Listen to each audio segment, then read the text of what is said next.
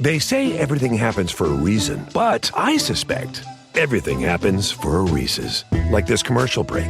Did you need 15 seconds away from music or 15 seconds to eat a Reese's? Perhaps it's true. Everything happens for a Reese's. This podcast is brought to you by Colgate Total. We take oral health as seriously as you take sports. That's why Colgate Total Active Prevention uses advanced technology to help prevent oral health problems like cavities and gingivitis before they start. It's clinically proven to provide 24-hour antibacterial protection with twice daily brushing after 4 weeks of use. So get a winning routine and prevent oral health problems before they start. Shop Colgate Total Active Prevention at a retailer near you.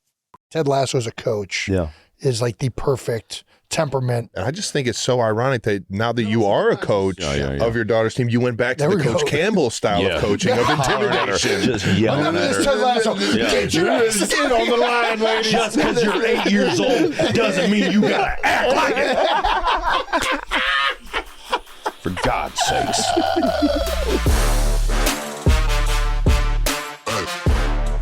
Welcome back.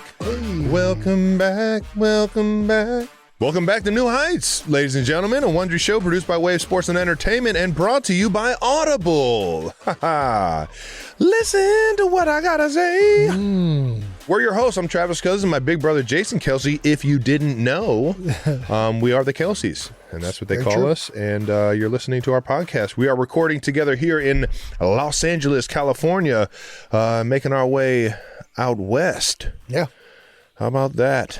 Pretty nice. Two Clevelanders making the way out west to the show. We're big time Hollywood. Officially out here for a small amount of time. Yes, and we're going to enjoy it. Yeah. Subscribe on YouTube, Wondery Plus, or wherever you get your podcast, and follow the show on social media at New Heights Show with 1S.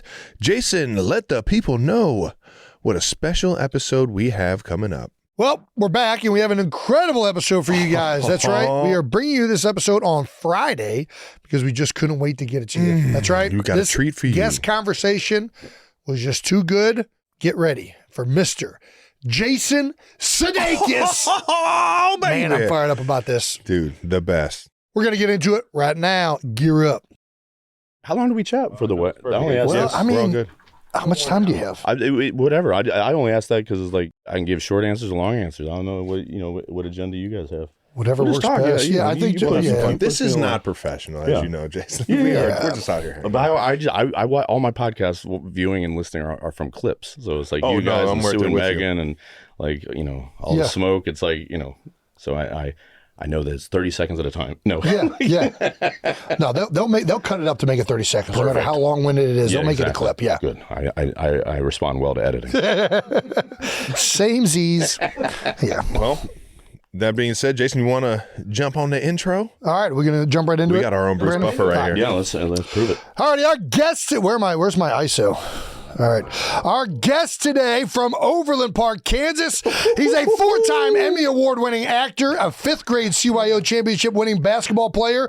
You might know him from his 9 seasons on SNL or starring in the Emmy Award-winning show Ted Lasso. Not right now. Please welcome Mr. Jason Sudeikis. Yeah, baby. Holy smokes. Yeah, baby. It's nice to hear that all stated one after another. It's like I forget. Yeah, right. You're just driving out the windshield. I don't look in the rearview mirror often enough. And we're only hitting the highlights. We're getting That's it. Yeah, exactly. Yeah, they even mentioned my children. It's like, Speaking of which, how are your children? they're good. Yeah. They're good. Otis yeah. Daisy. Yeah. Shout out, guys. They're doing great. Yeah, they're doing well. Otis has got his 11th birthday coming up here on April 20th, and so now he's well into the double digits now. So it's Love it, man. Little man. You already know. I'll get him a keg. Yeah, exactly. Yeah, 100%. He's like, Daddy, He's ready. I don't like He's ready. the bubbles. That's how we do out there He likes in Kansas. the ceremony of it. Yeah, that and the pumping and the keg stands. Just the taste. He probably wouldn't respond to. Do you remember your first beer? Yeah, it was a lot later in life than most. Okay. Yeah, I was one of those athletes that took strongly to the DARE program. Me and you both. For real? Me and you both. I it am was the college. odd one out of this situation. You're the cool one. No, I was not. I remember I was Jason a band, stumbling into the bedroom at Yeah. 5 or not at 5, but on a Friday night. Yeah. Just hearing boom, boom, boom, poof, and like breaking doors off hinges. Yeah. And you're like, I'll wait for that. Yeah, I'll I get to that don't know. eventually. That doesn't seem as cool as it's made out to be. But I do remember remember. It was second semester freshman year of college, community college. I was on the basketball team, and we got, as an athlete, you guys know you got that. Well, maybe not for football, but like for basketball, you would get there early before school started, second semester. So we were doing practice and everything like that. Right. And I did 3 Miller Lights and then half a bottle of root beer schnapps. Oh wow! And I was ripped. Yeah, ripped. And my good friends Chris Sines and Brandon Bartels, they were roommates, and they were the ones that let me use their phone. I remember calling information in LA asking for Jim Carrey's phone number. Like where you're just like Carrey, Jim. Oh, maybe it's under James. Like Ace Ventura was the biggest movie in the world at that point. We would watch it every other week, and so it was bad. And then the next day we had practice, and I remember puking what looked like eggs, but I didn't eat eggs. Yeah, it was like it was bad news. It was bad news. Yeah, and then I stayed away for like a year or two, and then it wasn't until living in Las Vegas when I was doing Second City, like in my mid-20s, that then we would go to this bar called the Crown and Anchor, which is since closed recently, and so what we named the bar in Ted Lasso after. And it was one of those places. Yeah, we'd play a lot of darts and drink pints and eat chip buddies, which is basically like French fries on hamburger buns. Oh, it's a British thing. Really? Or a Vegas British thing. I don't know. It's one or the other. Yeah, chip buddies. Don't ask too many questions. Yeah, I know. Where should we start? You tell me. It's your show. Golly.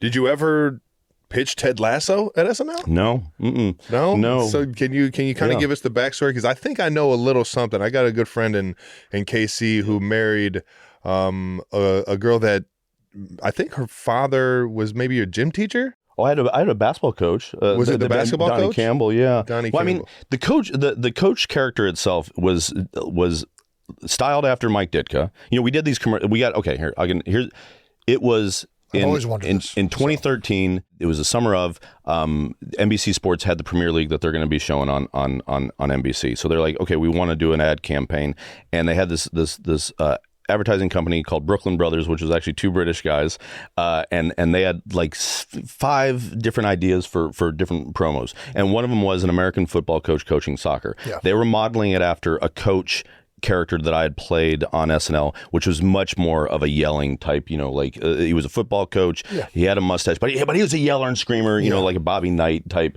thing, like probably, went to West Point kind of thing. Chairs. Yeah, exactly. 100% like that. Intimidation. Intimidation versus motivation. Right. Yeah. And it's my kind of coach. And so then I was like, it'd be more fun to play like a little bit, softer version of it.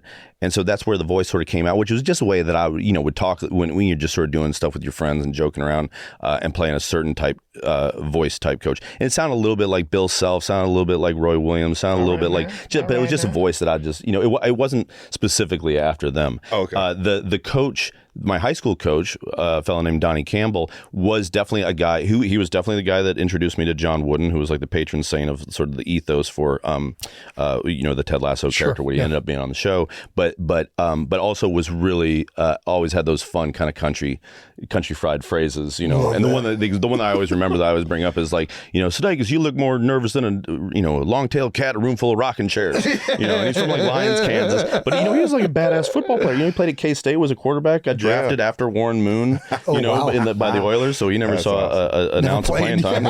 But like a big dude, and when he definitely, and I think he'd own up on this, and I deserved it at the time, but he was definitely more of a screamer. Like I got the brunt of Coach Campbell, and rightfully so. He would holler at me quite a lot because I was a flashy, fancy kind of passer. Pistol Pete, that was more my vibe, and he was more of a Norman Dale. You got 5 crisp passes before we shoot, and what's all that fancy shit over there, Sudeikis? 100%. Snakes, what are you doing? Like all that. Then when we did the commercial in 2013, he was a little bit more of a knucklehead, and then then it did well. People liked the commercial, comedy people liked it, soccer people liked it, football people liked it. A favorite quote that Brennan and I heard like a couple years after that was like a British guy come up to, I love those commercials. You got everything wrong perfectly. It's such a lovely way to say it. And we were flattered. Yeah. So then we wanted to do another one in 2014, and so we came to NBC Sports, and they're like, sure, but we don't have the budget to fly over to London. It's like, okay, great. So then it became, okay, well, this is kind of funny because the story is he got hired and fired in 3 days by the Tottenham Hotspurs in the commercial, in the first commercial. So the second one was like, instead of him being mad about it, he fell in love with London. He fell in love with soccer/football, and now he's just dedicated his life, and he bought a Mini Cooper, and he's waking up, at the butt crack of dawn to watch Premier League over here in the States and all that kind of stuff. But it unlocked this sort of like childlike enthusiasm for him. And he started coaching a little girl soccer team and whatnot. And so then that was 2014. Then 2015, Brendan and Joe and I hung out. We were talking about like, what else could we do? Do we do another commercial? Is there more there? Is there like a movie? And we just sat down and just started writing in 1 week's time, like in 3 days, like 6 different ideas for episodes. We wrote a pilot script, and then it just sat there for like 2-3 years. My ex and I, Olivia, we had a couple kids. Joe, who's one of the co-creators of the show, co-created a show called Detroiters with Tim Robinson and Sam Richardson and their friend Zach Cannon. And then Brendan was writing plays and acting and all sorts of stuff. And then Bill Lawrence, who had created like Cougar Town and Scrubs and whatnot, had an idea for a show that he thought maybe I could, would be interested in. That one didn't quite work out, but we hit it off. And he's like, well, if you have any other ideas, let me know. And I was like, well, we got this. We had like this stack of papers. I was like, check this out. See, is this anything? But again, towards what I was saying earlier, no part you're going to want to check that. It was like, is this anything? Like literally, I don't know. And I always put that phrase that I always heard about. I was typing last night. I just want to check out this. But did you think that it was something? No, I mean, I knew it was fun. No, not. I mean, I knew it was something that we had fun doing. I knew it was something I was excited about, but it wasn't like. I assume more times than not, when it's something. Yes. Right? Yeah, but not to the point, not to the level it became. What it is, just no way, Jose. There's no way to know that. But it was at least I wasn't embarrassed. I was giving it to a guy who could, it was like a stalled car. And I was like, do you have gas for this tank? And he certainly did. And he read it on the flight back, and he's like, oh, there's definitely something there. He was 100% into it. And so then then it was like this long process of making it, of like trying to pitch it to networks and streaming sites, trying to write a pilot, then writing it, then shooting it, then editing it, and then released it to the masses. August 2020. And then it just took off in a way that never in a million years would any of us thought. I mean, I have a decent imagination. I couldn't have imagined that at all. And as Ted Lasso fans, man, thank you, because that shit is gold. I appreciate it. Have you had professional athletes or just athletes in general come up and talk to you about how much they appreciate watching the show? Yeah. And like I really do think like Ted Lasso as a coach is like the perfect temperament as a coach. Yeah. I've always felt like, and you just nailed it. I appreciate that. I don't know. I've always been curious, like what you talked about your gym teacher or your basketball coach. Like, how did you get to that tone with him? I think it was taking the best parts of all the different mentors and teachers and coaches I'd had in my life. People like Tina, people like Lauren Michaels, people like Coach Campbell, people that I didn't have, like John Wooden, people. It is that wish fulfillment. The person that you'd want to be at, And it was also just fun because it's like a guy that likes to say yes and to other people that deals these things. That's and a great point. My joke, the first season when doing press, people were like, how much is that like you? It's like I think it's the best version of myself. I don't always have access to that. How many of us do? But it's like me after 2 beers on a friend's boat. It's like in a bright sunny day where you're just like, I'm loose, I'm having fun. It's like the water's cold, I don't care. Like, let's get in there. Hey, let's all hop in there. Come on, let's see what happens. And you're just like you want to dance, you want to DJ, you're just like you're feeling it, and you're just looking for the best in people. But I think it was an amalgamation of probably, if I were to sit down and really do the work, like probably like 20 different people in my life, and probably 4 of them are imaginary, just something you'd want.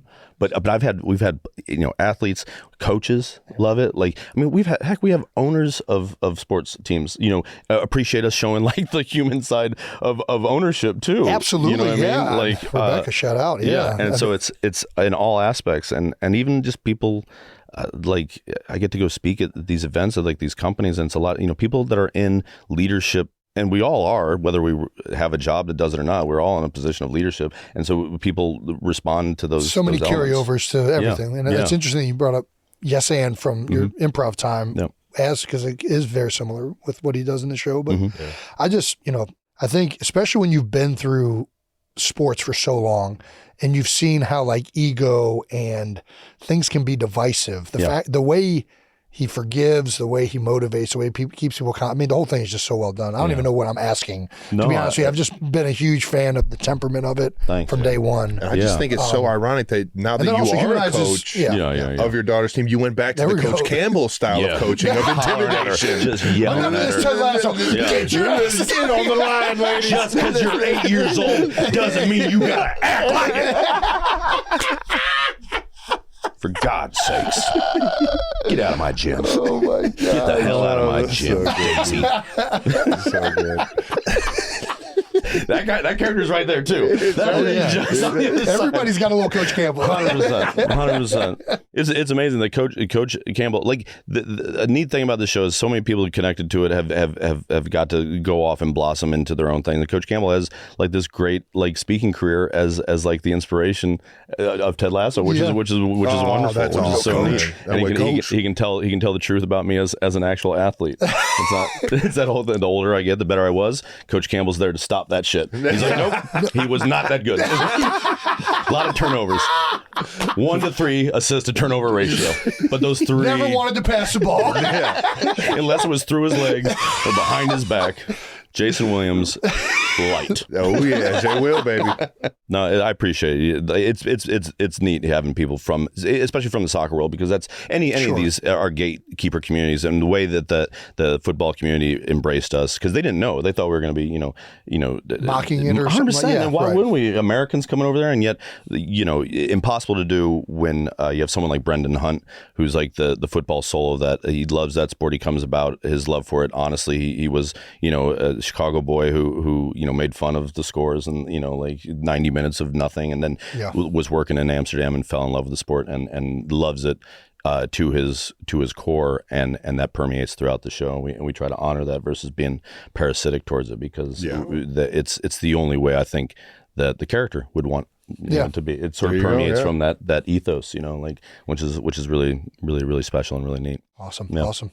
Well, is there season 4? Is it in the works? Is it? Are we allowed I don't know what I'm allowed to ask. You can tell us to fuck off. Yeah. No, you're gonna. That's what we're writing. We're writing season 4 now. Yeah. That's the official word. Yeah. No, Ted's coaching. They're a women's team. So that's happening. Women's team. Yeah. That's what. There you go. Back? Is he coming back to the States, or am I asking too many questions? He was back in the States. That's too many questions. But all right. We'll leave it at that. And it's only because I don't know.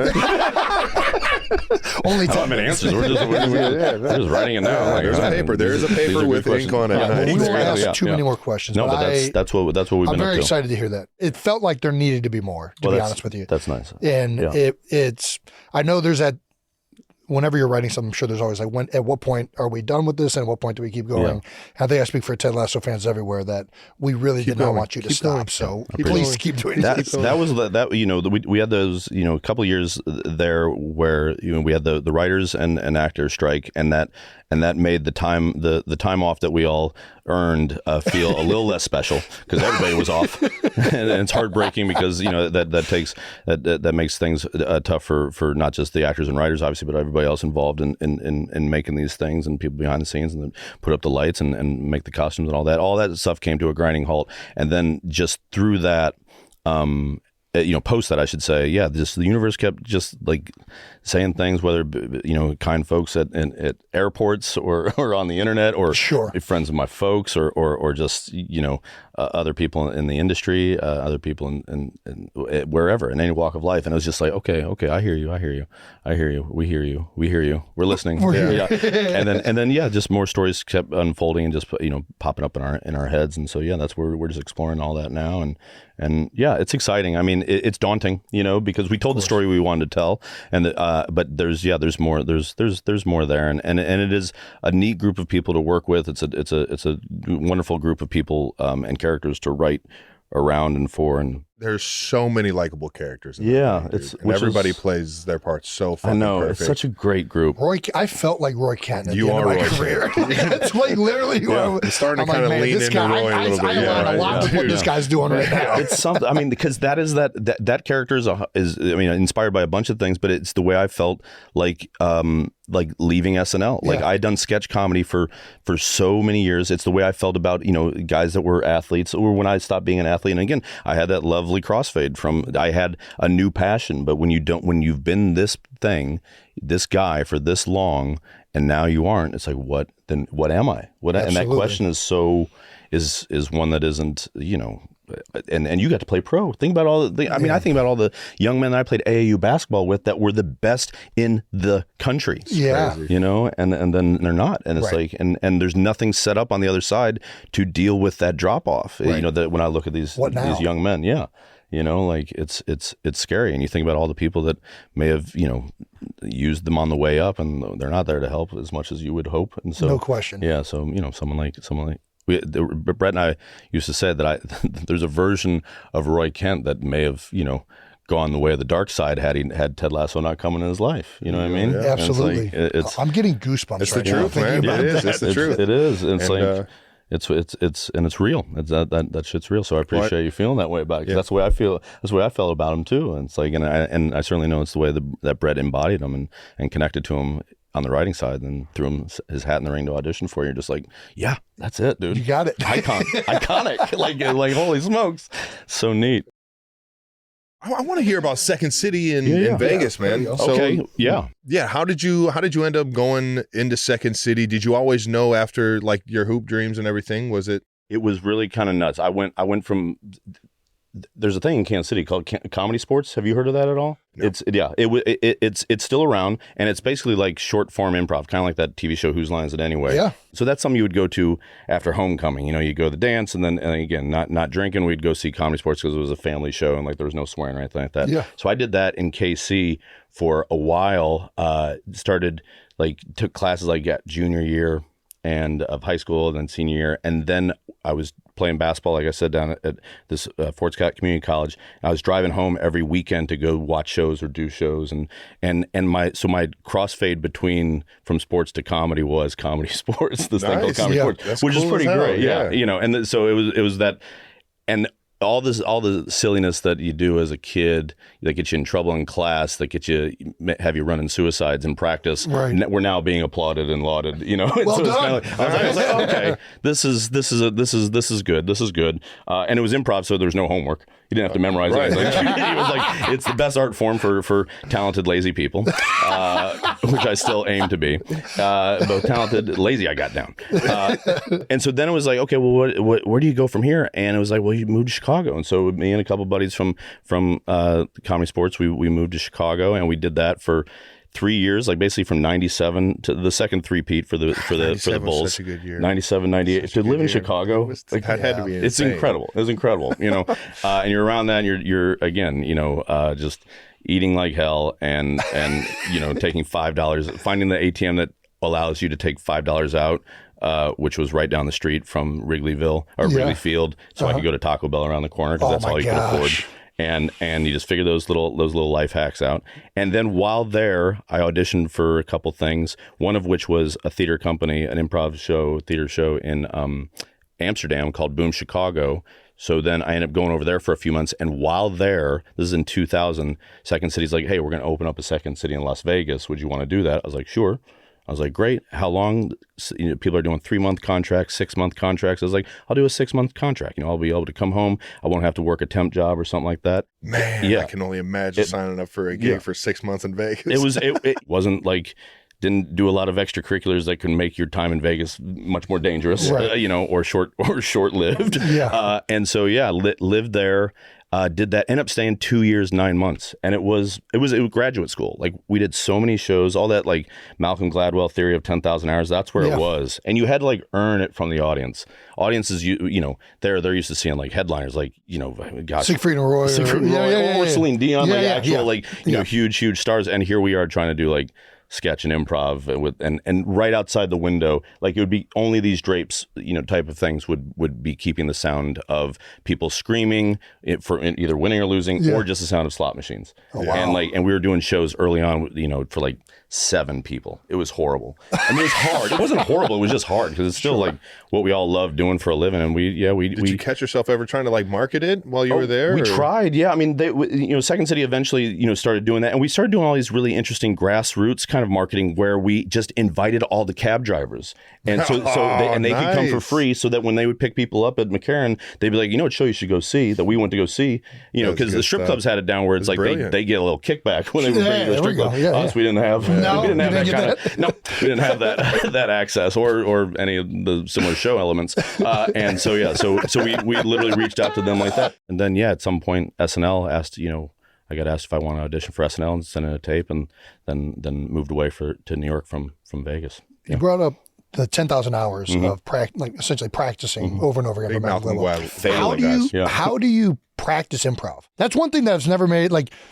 When you practice music, you're practicing the exact same thing that you're going to play in the show. Yeah. Improv, you don't know what you're about to do. So how do you prepare and practice to get better at that? Well, I mean, there's some things like with sports, you work on your ball handling, you're working on your shooting form, and then you're improvising the rest of the thing. Yeah, you're setting up plays, but if you're running like a motion offense or some of the plays that Travis likes to play, just go. I think you just prepare, it's about getting comfortable on stage, getting comfortable with the people.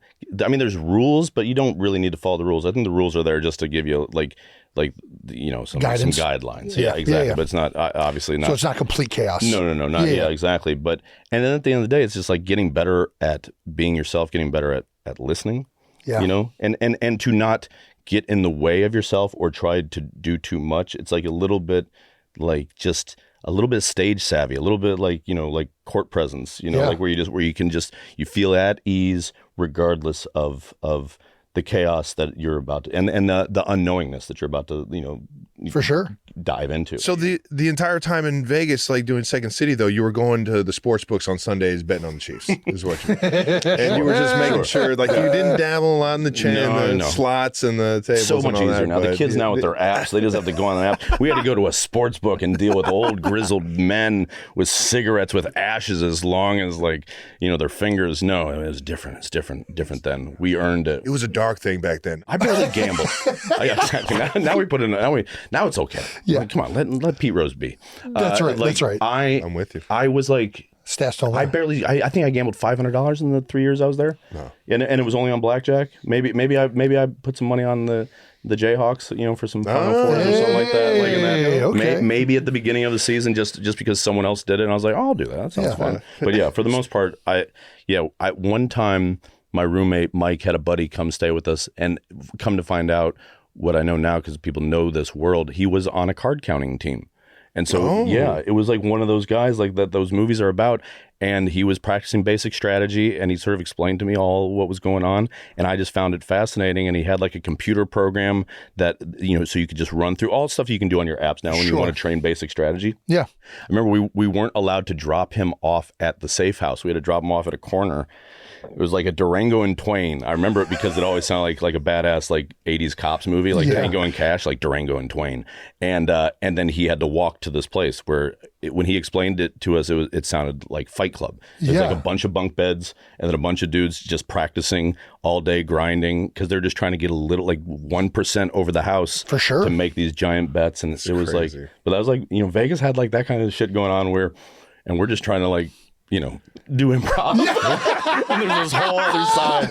It's the most transient place I've ever lived. People would come in, you'd see them at the pool, they'd have some idea for a new slot machine handle, and then they had just moved in, and then 2 weeks later they're gone, you never see them again. It was fascinating. And people, we lived in corporate housing right off of Flamingo and Koval and Flamingo and Koval, right? Which I found out a year into living there. It's right where Tupac was allegedly shot. Oh wow! But it got a little intense. It got intense. We walked past it. Oh yeah.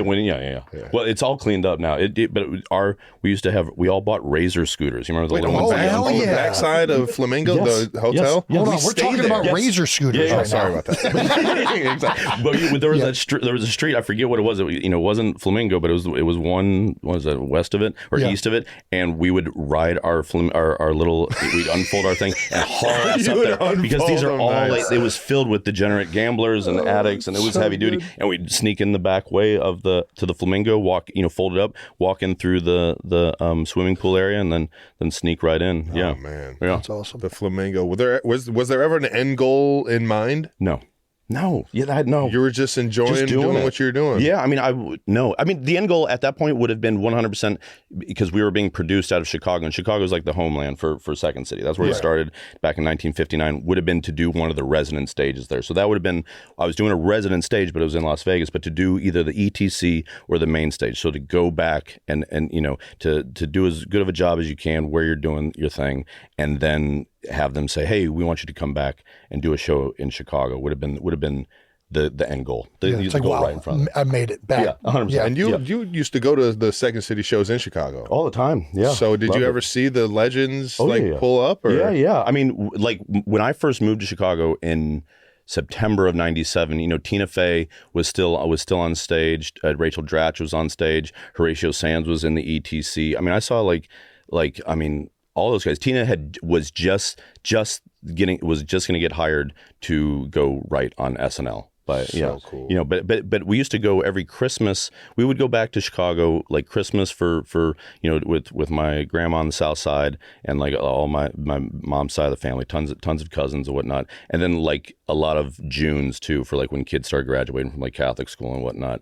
And I would always ask to go to Second City, and we'd go up there. So I definitely saw Colbert and Carell back in the day, and Amy Sedaris, and you just have faint memories because you didn't know who any of them were. You didn't know who you were watching at the time. Not yet. That's no. So cool. I remember seeing Second City Touring Company came through and they performed at, I forget the name of the theater down there. It's down in Crown Center, but they came and performed, and I saw a guy that his name was John Farley, and he was doing a scene that his brother Chris had done, and John's incredible. That whole family's hilarious. Yeah.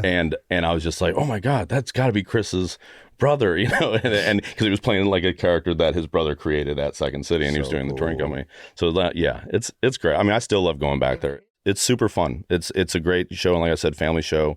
But that's where I took classes, just like over a summer. It was like 6 weeks, and one of my first improv teacher is a fellow named Corey Rittmaster, who's a Kansas City dude, and we talk. I talk to him more than family because we play Fortnite together. Nice. So we're still in touch. Absolutely. You building it up, really in touch. Like taking on 98 other people on this island. I mean, I don't want to get into it too specific, but playing as Billie Eilish. So good. Yeah. Oh, sorry, just banged. Well, you went from Vegas straight to SNL. Yeah. And you were at SNL for 9 years. 10. Yeah. I wrote for the first 2 years. Okay. Which was awesome and scary because I'd only at that point really kind of realized how to write for myself. Now I'm being asked to write for other people, but I then got to learn the show, learn the staff, learn the script format. Like it felt like to speak to athletes, like it felt like being redshirted, and yet it also felt, it was scary, but it also felt a little bit like I didn't get the job that I was hoping to get, but I got a job that allowed for so much more than I ever would have realized, and I got to. I started out hot. I got a couple sketches on right off the bat, writing for people, writing with other people. And then I just went blank for months. But I really, really loved the rewrite table. And that's when you're like sitting around talking with the other writers, other cast members, and you're just hyping up their material. And so there's this whole theory in philosophy in SNL, in improv called yes and, where you're supporting the idea and then you're adding to it, and that's just a form of rewriting. So all those 10,000 hours of doing this thing, of just your brain's just sort of clued into it. And then the other thing that's really neat, and it's one of the things I always speak about in relation to team sports, which is just a direct correlation for me to the ensemble arts, is just those time of being with your friends, with your teammates in the locker room, on the bus, and joking around and having different friends with different sensibilities and different sense of humors, and be able to joke around with any of them. Then then to get paid for it at SNL is like you're doing. I was literally doing the same thing that I was doing with my friends, back in high school. Like after a win or a loss, driving from Lawrence, Kansas, getting our ass kicked by them, and then driving back to Overland Park, and that's 30 minutes of hell. Or I would say that's 10 minutes of hell, and then the last 20 minutes is fun. Yeah, exactly. Yeah. It was just silliness. I would say easily the thing I miss most about playing football is being in the locker room and being around the guys and like that camaraderie for sure. Yeah. So definitely can relate to and that. Even to add on to that, growing up and how many sports we played, how many different, like playing hockey, playing baseball, like the hockey guys are completely different than the football guys, that are completely different than the basketball guys, or even the lacrosse guys. Like it's like the wrestlers are what do you do? Those guys. Well, they're nutcases. Nutcases. Yeah, I didn't do it. I was out on once I saw Jason's pimple on his forehead pop on someone else's face. Wrestling in middle school, I was like, I'm good on wrestling. It's the weight, the yo-yo weight stuff. I still remember getting pinned one time. Like Kurt. No, this was my 7th grade year. So I was wrestling somebody older. Oh, okay. And the guy had his armpit in my face. Yeah. And the pungency of this guy's armpit will forever be embedded in my skull. Like, I was just like, man, this is fucking gross. Remember what fresh puberty. You remember what school discovered deodorant yet. Yeah. And he needed what school was it? Remember the school? This was actually a teammate. I didn't want to say. Okay. There you go. We were sparring. Yep. Hey, we'll leave it at that. Ended up being initials. a great football player. No, I would say the only other athletes that it's a good teammate right there, boys. Right. It's a good teammate. Like when I was at Fort Scott, we shared our gym with the rodeo team.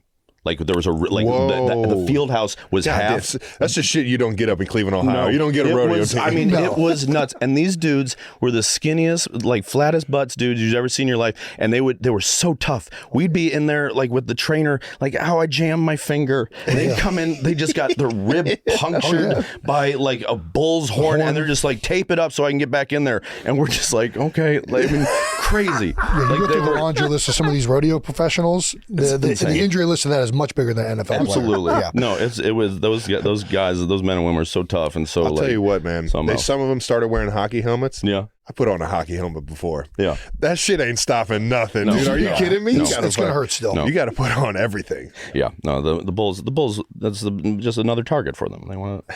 So back to the. Did you enjoy writing more or performing more? Or do you enjoy writing or performing more? Or are they They're both pretty two fun. different sides of the same coin? Yeah, I mean, they're pretty fun. Both are fun.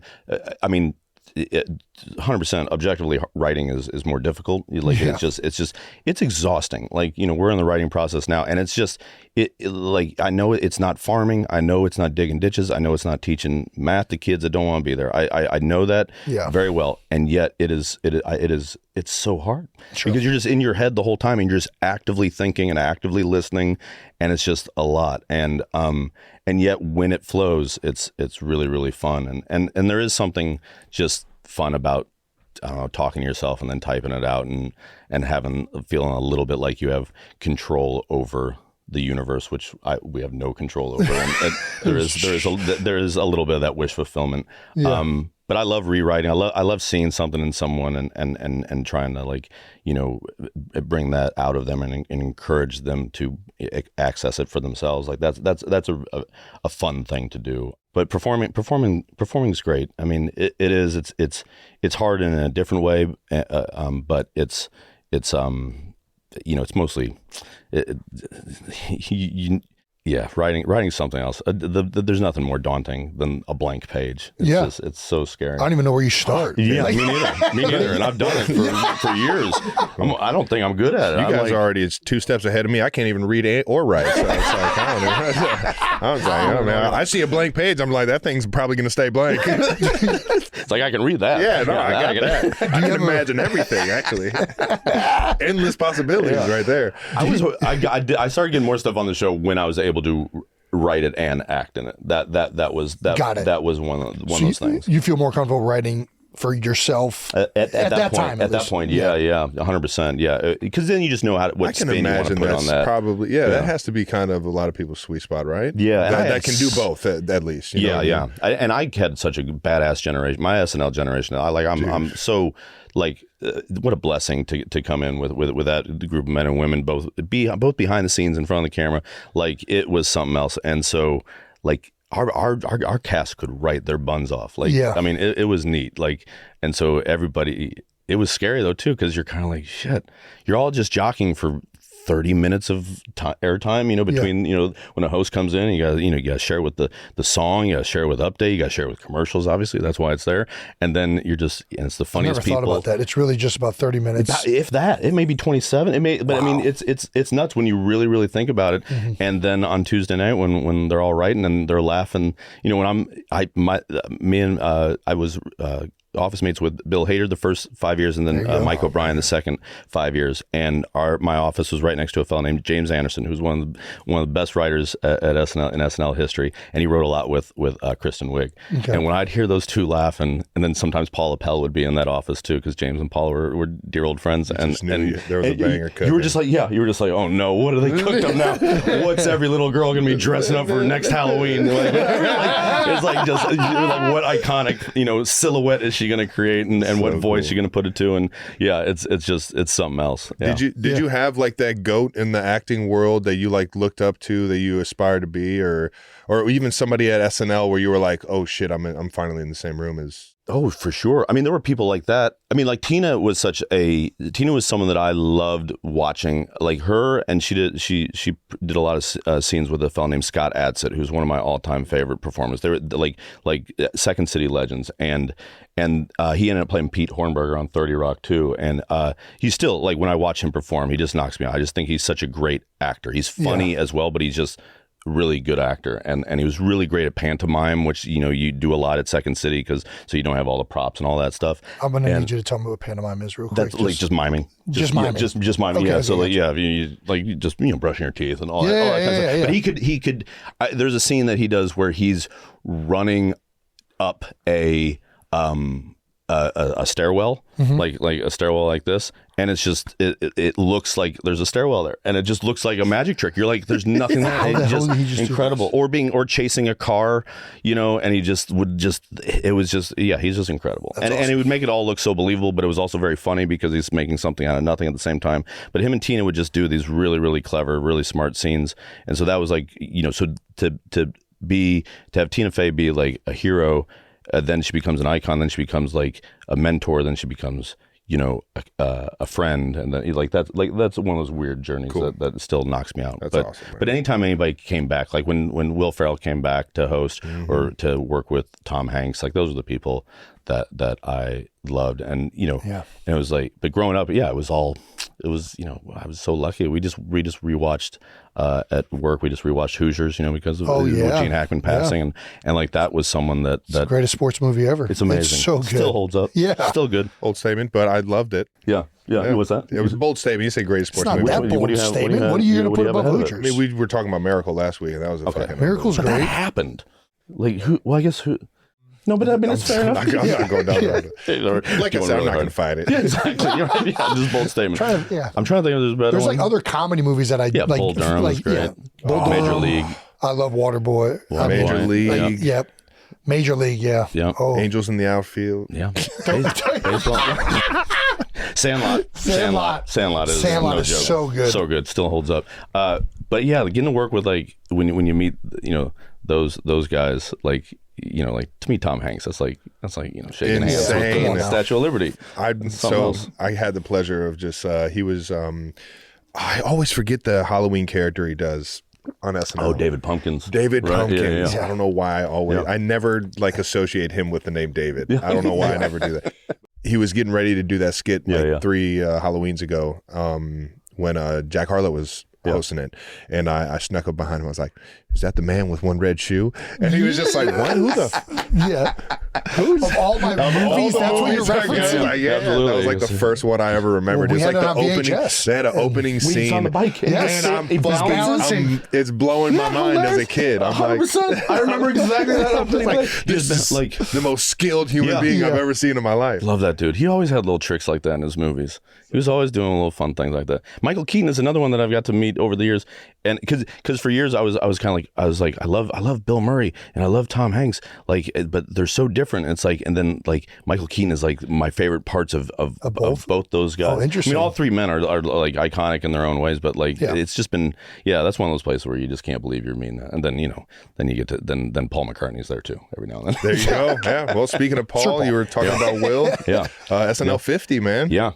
How awesome was that? That happened, what, like 2 weeks ago? Or was it 2 weeks ago? Yeah, it took me literally a week to recover. It looked like an entire award show. Yeah. Like the amount of people that showed up. Like, I don't know if, I know they kind of do it every like 10 years, but 40 didn't look like that. No, like, I mean, it was something else. And it was cool. For me, the difference between 40 and 50 was we had just left. Like, our generation had just left after the 40th. Like Andy and Kristen had left in maybe 2012, and then me, Fred, and Bill left in 2013. Seth left in 2014. So our generation had just really left. So it kind of felt like we were the freshmen coming back to homecoming, like the college freshmen coming back to the senior year homecoming. And now we're 10 years in. I got a couple of kids, it's neat having something that you've made that's, people are responding to, like Ted Lasso. So now you're just kind of baked in. And I think the generation after us too, with like Vanessa Bayer and Taryn Killam and Kate McKinnon, like that generation probably felt a little more baked in too. And because they were on the show at the time of the 40th. And so, it was great. It was just neat and love. Absolutely. I mean, I enjoyed every second of watching that thing. Yeah, man. Same. You got to be in the skit, the jail skit. Scared Straight. Straight. I took a photo of the good nights when you're saying goodbye there at the end of Will Ferrell and Eddie Murphy like saying hi to each other, and those are my two favorites from the show. And they're just saying hi to each other. This is at the 40th, and then 10 years later to be in a sketch with them is like is nuts. No, it's great. And my kids came to watch rehearsal on Saturday. They just came to watch the big New York musical that we did, where Forte and I are doing and Wig are doing the songs from Les Mis, and they're sitting there, and then we're getting ready to leave, hop on the train, go back home, and Jenna, stage manager Jenna, if you remember, she's like Paul McCartney, Paul, we're ready for sound check. I was like, oh, Paul McCartney's about to play. We're gonna stick here for a little bit. Needs to watch this. Sorry, guys. And that, I mean, when they say don't meet your heroes, they are not talking about Paul McCartney. That guy is a great person to meet. He's just he loves being Paul McCartney. He is the coolest dude in any generation, in any room.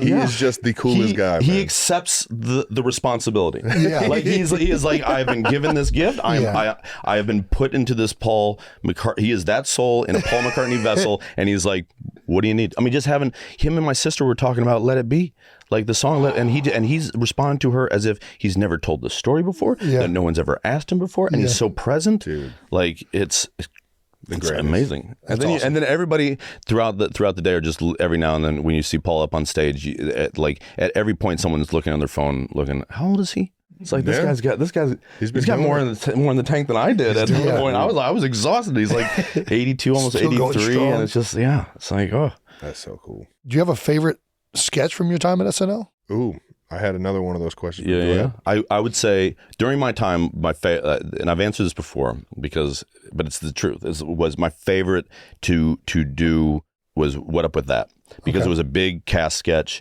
It also was one that people started getting really excited about, and we would normally do it after Weekend Update. That became its slot, and so you went where when you hosted and everything. Yeah. So how incredible, what happens in the commercial breaks, like what those men and women do it is absolutely in crazy. That amount of time with that amount of intensity and taking things down and putting them up. So when they whip that giant ass Weekend Update desk and they bring it right down the center pipe there, and they're taking down the thing, then they start putting together the What Up With That set. Yeah, the crowd would just start getting like, oh shit, here we go. And all of us are in it. We all know our function. We all know our role. Everybody gets like a little highlight, little spot here and there. We eventually started getting like insane cameos, whether it be Robin Williams or Robert De Niro or just someone, or Samuel L. Jackson, like someone who's not going to say anything, is only there to be in this sketch, and then wave goodnight and then come to the after party. Like that was just so fun. That was one of the out of the recurring ones. I loved Wig and I in our first few years together did these characters called the Two A-Holes, which is really fun, where it's like a guy chewing gum, and his girlfriend kind of like playing with her hair and chewing gum, and they were just those were a blast to do and write, and people. It was definitely an archetype that people saw in the real world. Sure, it still exists. They're still out there. They're doing well. Yeah. Then like a few of my personal favorites that I was involved in, like Forte and I had a lot of fun things. We did a sketch called Potato Chip. That the very first time we did was with Taylor when she hosted. Nice. But it didn't make a young the cut. Taylor too. A young Taylor, yeah. And but it didn't make it to air. We ended up doing it with Blake Lively. She ended up getting it over the hump for us, and they played it so differently, which is one of those neat things. And it was like, it's the silliest sketch in the world. It's worth looking up. It's called Potato Chip. And then Forte and I would do these ESPN announcers like for women's sports, where it was basically us like trying to sell. It was us, doing like lawn darts or billiards, but then we would also be trying to sell everything was sponsored by like Massengill, I would do these like crazy rhymes, like when your uterine lining looks like the elevator from The Shining, maxi pads. You're like doing, and it's just, it was so ridiculous. Oh my gosh! And it's like, but people loved it. People loved it. And I remember they put together a couple of years while we were still at the show, where it's like all the different sports sketches, from like when Joe Montana or Peyton had hosted at that point, or Michael Jordan or whatever, and we got to do the bumpers, and so we filmed all these live in front of like just 30 minutes before an actual live show, and we got to do these things, and we did them as these characters, and we had so many of those like crazy rhyming things that I can't remember any of them now, but they're all just more like standards and practices. The censors were more and more nervous with each one, and that when you walk that tightrope on that show, that's such a fun thing to do. Absolutely. Even though it drove Betsy Torres, our standard. Shout out to Betsy. Was there ever a sketch that you just knew was going to crush it, and it just never caught the air? Like ever got the green light? It's good. One of the nice things that you learn there is that nobody knows shit. Like you don't know. You never know. Yeah. You can have so much. I mean, you sort of do. Like, I remember when we were all in the studio and Lazy Sunday was playing, and that Jack Black host. And that was like a great episode for the show and for our generation and just for Earth and at large. But I remember when that was playing, whereas the first seeing it at Dress, being like, oh, this is going to crush. Yeah. But that's like a pre-tape piece and iconic in a way that very few things are. But I would say no, because it's almost like you don't want to spook the muses either. You don't. That was always a fun thing that they would like these little bit of superstitions that you were, don't call home and say your sketch is making it. Don't text your friends because it'll end up getting cut. Don't say you're going to show up in that sketch because your part will get cut. And that happened more often than not. So at some point you're never like typing, being like, oh, this is going to kill. This is the best. I even if I ever did, I don't know if I'd ever even say it out loud, or would it get from my brain to my mouth. Like something would stop inside. My soul would go, don't you say that shit out loud. Yeah. Don't you dare. Yeah. Don't dare. That's good shit. Yeah, but nothing that comes up. I can think of maybe, nothing. I let the Ted Lasso like characters live on through every day in practice. So as I scream, football is life, yes, man. You did. I still say it, dude. I love it. And I already announced that I'm coming back, but Chiefs fans, you have always been right there every single time towards the end of the seasons, in the locker rooms, on the field, having fun with us, man. When did your Chiefs like fandom really build up? I mean, my line for years, because I, growing up in Kansas City, it was Royals, Chiefs, some dalliances with the Kansas City Comets and the indoor soccer days growing up. But my line for years, awesome jerseys indeed. For years when people, especially at SNL, when like the crew guys would, like Giants fans and Jets fans were like, you like the Chiefs, and when we weren't doing as well, it was like you love the Chiefs. I was like, no, but I love a lot of people that do, and that was the sincere truth. It's like my family, I'd gone to prior to the last 3-4 years, but like probably I think one actual Chiefs game at Arrowhead.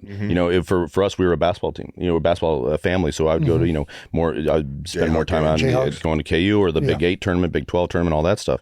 But then with having kids, obviously the success of the team, getting to know you and Patrick, through Big Slick and the charity stuff we do back home. Like then it becomes like this personal thing. And then what's even more fun is when getting to play this fake coach, and then you have real coaches and real organizations that give you this beautiful treatment. We get to bring my good friends to those people that do love the Chiefs, like my friend Terry and his kids who you've met, my friend Billy and his children that you guys have been so kind to, and the Hunts let me roll deep. Where it's like, can I bring him plus 12? They're like, yeah. I was like, oh my gosh. Okay. I was like, that's it. That's Perfect. Yeah, exactly. Yeah. And it's just been a joy to watch. And it's just, so now Otis and Daisy, we're watching, every week and watching we watched. Yeah, sorry about that. That's all right. It's a better story.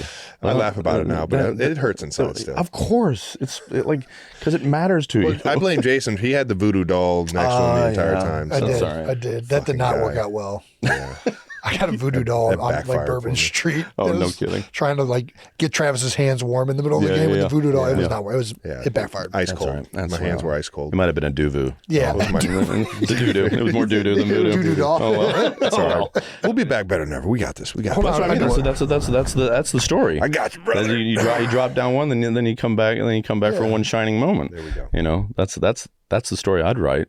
You can't just be winning all the time, Travis. That's not interesting at all. Yeah. Nobody wants to watch 5 Super Bowls that you guys win. It fooled me because I definitely thought it'd be kind of fun. It'd be pretty amazing. It'd be pretty cool. I know there's no way to I only deal with this in the fake make-believe world, and I'm sitting between guys who have actually done it and then one who just went through the hardest part of it, and it feels very surreal right now. I don't know how to joke about it with you. I don't know. I mean, it was so long ago. It was. I don't even. I am really good. I'm really good at just cutting off my memory. Yeah. But are there dudes that are holding on to it? That are still are people still in the cave? You hold on to it forever. Yeah, I would. I still remember the one I lost, and I one play I could have made a different call. You only fucking lost one, Jason. Yeah. Well, I lost to you too, so shut the. I don't need your sob story right now. See, this is what I'm talking about. Now we're reaching new heights. Yeah. But you carry for some reason the losses, especially that loss in that game is something you always carry on with.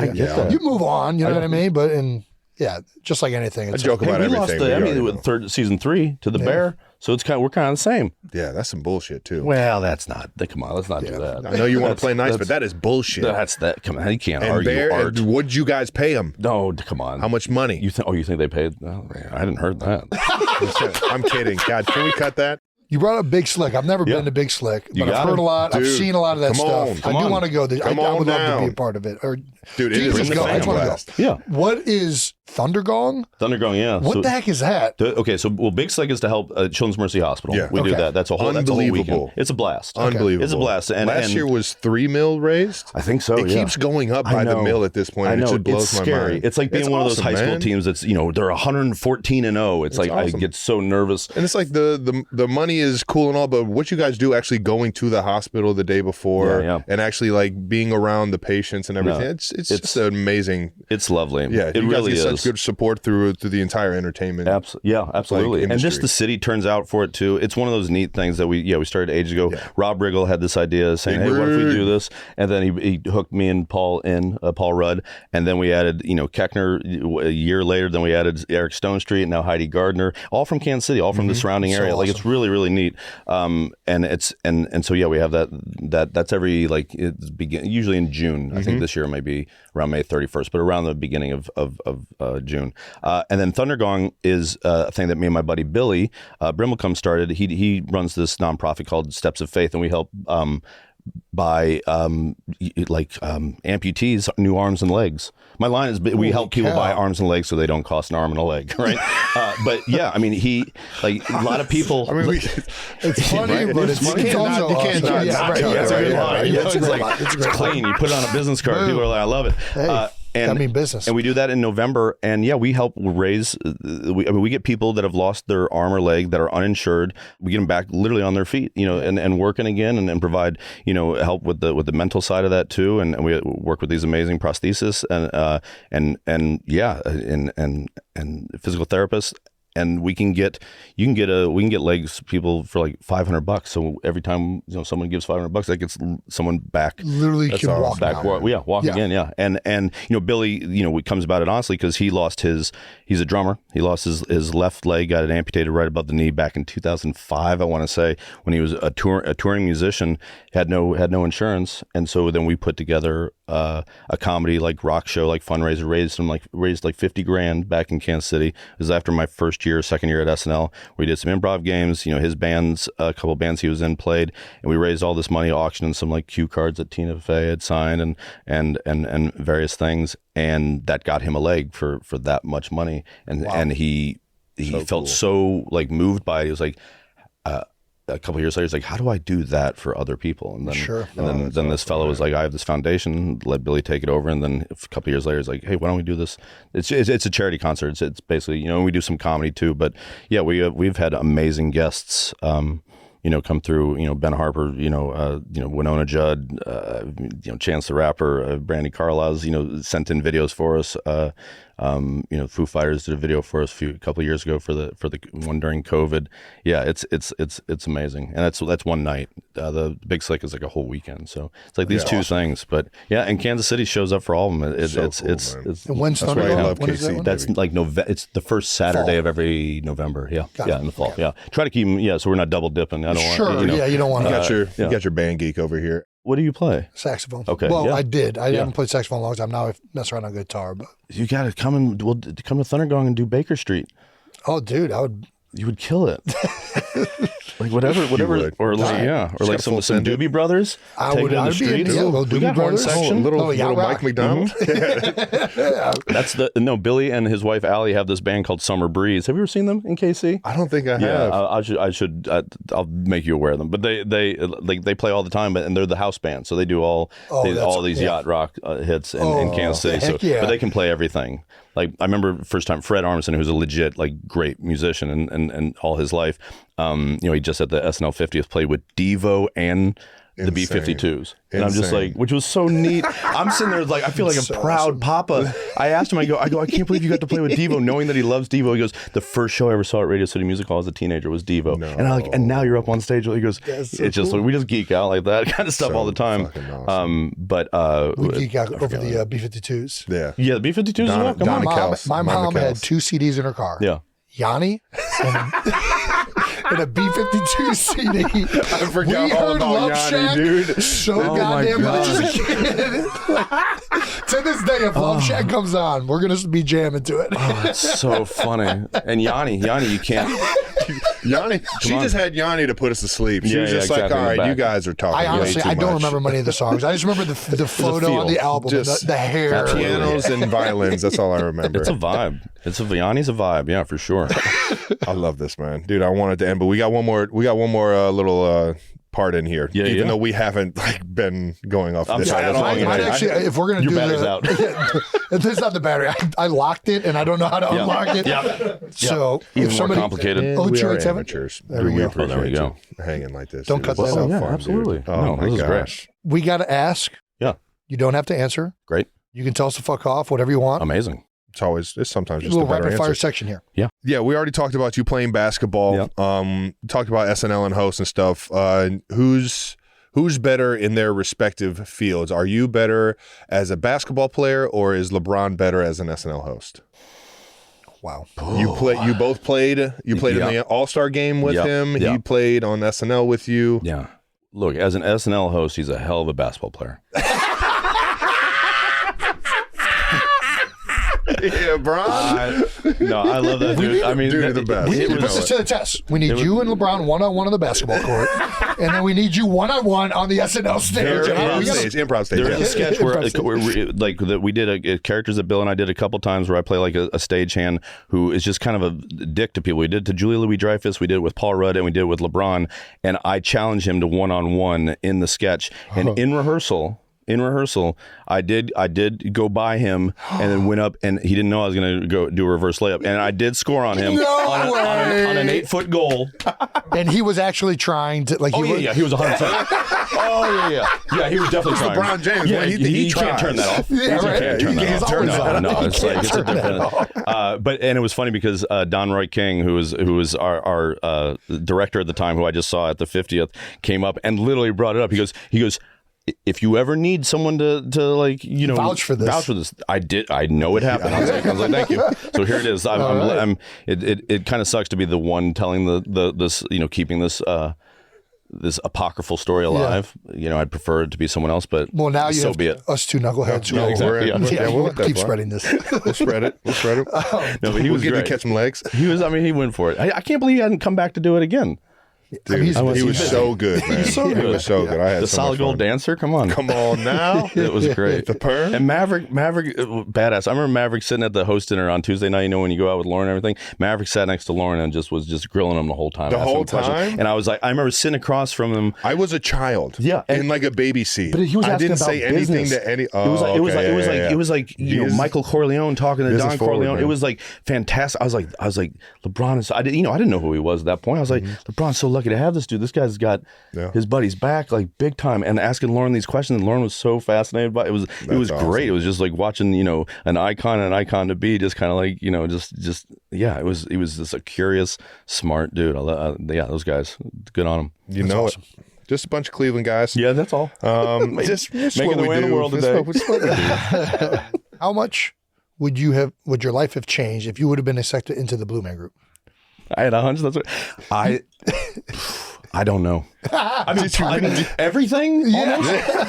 Yeah. So, I mean, I was obsessed with that show, and I loved it. It was the opportunity I felt. I was like, oh, this will be the only chance I'll ever get to play music in front of people. And I wasn't a good enough drummer. I love the show. I think it's so funny. I think it's so brilliant, and I think it's so like subversive. I mean, it's all these things. You know, they just closed the show recently in New York, which is where I ended up. You know, I auditioned in Vegas and then got flown out there. Right, this was August of 2001, so this is right before 9/11, and it was. And I had buddies of mine that were in Blue Man Group in Vegas because they took a lot of our improv classes. We got to know them. Our shows hung out a lot, like both, you know, off stage and like, you know, at each other's houses. You know, it was an amazing time because we were this different kind of show that was sort of finding its way in Vegas, like the ones that interacted with the audience and not just you know, showgirls or again icons or magic. It was like this weird kind of thing. I remember a handful of them when I was really, it would sort of take me aside and be like, do you really want to do this? Like you're really good at talking. Like it's kind of your thing. and I was like, yeah, no, I don't care. I want to do this. I think it's so neat. And yeah, but it would be, I mean, gosh, I wouldn't have my kids. I wouldn't, you know, there's a whole bunch of stuff that'd be different. I'd be, every time I blow my nose, blue stuff would come out. My eye boogers would be blue, you know, like, yeah, who knows? I'd be a much better drummer than I am. Dude. You know, my rudiments would be solid, but. Well, did you have to paint yourself for the audition? Mm-hmm.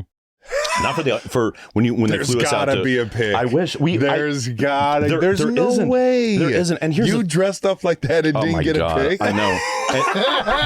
But when you wear all the same color, like this all pre-iPhone. So it's pre-iPhone. Yeah, right? We had a disposable camera because they put you up in this like dorm. It was on like 13th Street, and it was all these like-minded, like, you know, all of us were like 6'1" white guys, and majority of it, like if there was 10 of us, I would say 9 of them were, you know, musicians first, or 8 of them were musicians first, and I was more of an actor with like, and I had been literally practicing on like a drum pad during intermissions at my Second City show, or in between shows, driving my castmates crazy, I'm sure, and yet everybody had this like fun spirit, and we were all in New York, flying in from other places, and I remember we bought a disposable camera because we got bald and blue, as they say it, you know, they do a bald cap and the whole thing, and the cobalt blue, and so somewhere.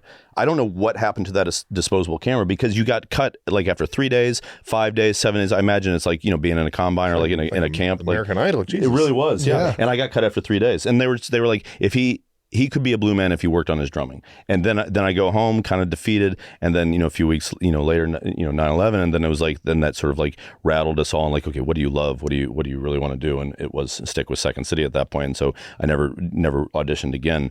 But there's a camera out there. But I know when I saw myself in the mirror, I looked at myself, and no bullshit, this isn't even like humility. I was like, I look like a blue peanut M&M. You couldn't see my cheekbones. You couldn't like my feature, any features that I have on my face just got washed out. Yeah. And I just looked like all the dudes that I was friends with all looked like male models. And I was like, oh, I think maybe I thought that if I wore this, I'd look as cool as they do. It's like, no, Jace, they look like that out of the makeup. I look. It looked like an upside down blue peanut M&M. It was horrible. Good. So yeah. Well, I mean, we know you're a music guy. What's your go-to karaoke? Ooh, I like "Into the Mystic" by Van Morrison. Oh my, okay. Yeah. Nice. That's got some saxophone in it. That's a great one. Yeah, I like that. Yeah, I like you play that. Like that. Or I mean, Belle Biv DeVoe, Poison gets the crowd going, and you got a little rap on there too. Yeah, you can get the dance moves going with that one. That's true, yeah. As long as I don't tear a meniscus. Damn it. Yeah, don't do that. Do not do that. I know. That's how you know you're old, when you learn the word meniscus. Football players very familiar with the nerve. Yeah. But yeah, those are a couple that come to mind. Forte and I used to do karaoke so much during our SNL years. Like we would just go, just the two of us, to one of those private rooms in the West Village, and just get after in the afternoon. Nice. And it's just a blast. that's Paul Rudd, one of the greatest karaoke singers of all time, because he does deep cuts. I have learned of songs from doing karaoke with Rudd, where I'm like, what is this? It's like, oh, this is a song called "Dry Your Eyes" by The Streets. I'm like, it's like British hip hop guy. I was like, I'm like shazamming a dude doing karaoke, and it comes up.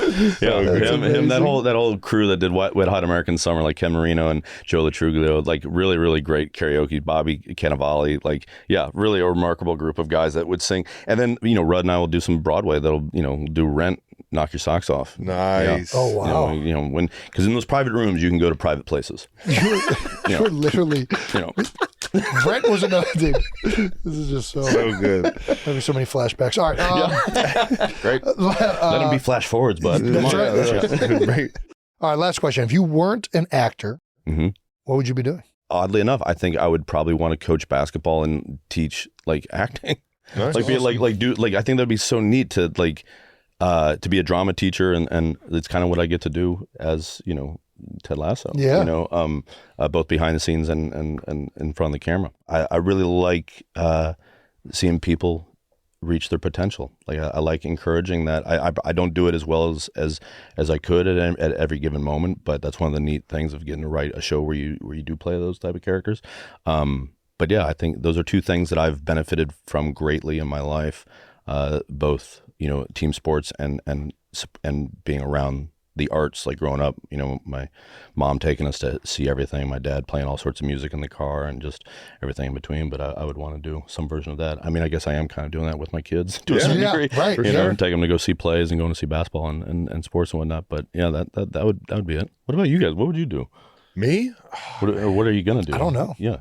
What am I doing? I mean, I think that's why Travis signed up for another year of football. It's like you don't have to ask that. This guy has no idea what he's doing with his life right now. I got to keep playing as long as I can. Do you know what you had done?